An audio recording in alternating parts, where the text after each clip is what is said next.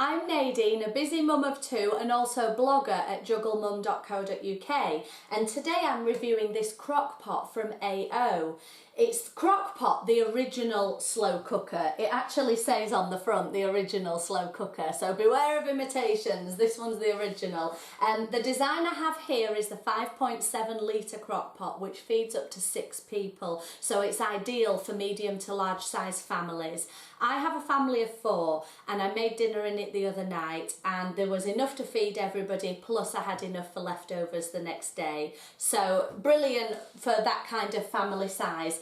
Before I take it to pieces and show you what's included, while it's plugged in, I just want to highlight the controls at the front, because this is something that did confuse me slightly when I first plugged the device in.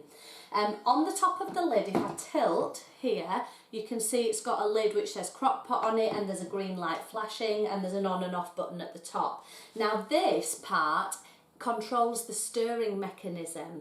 I've never had a slow cooker that stirs before, but this one does. While you're cooking during the day, intermittently it will stir the food, which means that everything gets cooked well throughout and you don't end up with any dry bits of meat on the top, as opposed to other slow cookers where you don't have a stirring mechanism. So that is what that controls. Now the bit that confused me at first was the front control panel. This one is showing us on, but at the moment this one doesn't. And when you press the on button, nothing actually happens.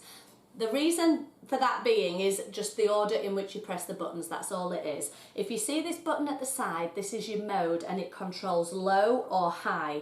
Do you want to cook it on low or high? And if you keep pressing low, high, it'll intermittently switch between the functions.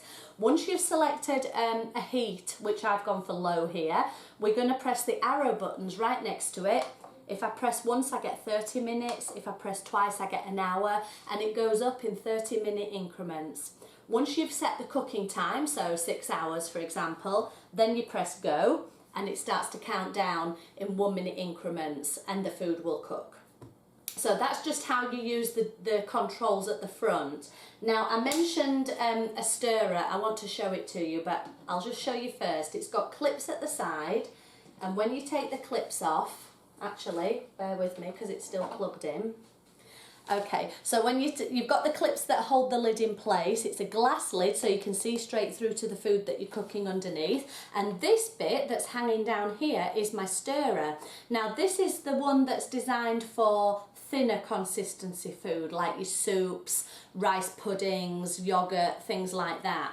If I take this off, which you simply do just by give it a jiggle and a pull, the other stirring attachment is this one. This is suitable for your stews, curries, things that are thicker consistency, and you just attach it by popping it onto the point that sticks out there. But I am just going to remove this. This is the bit that the cable plugs into the back of the device to make it stir round. Now I wanted to remove it just so I can show you for safety.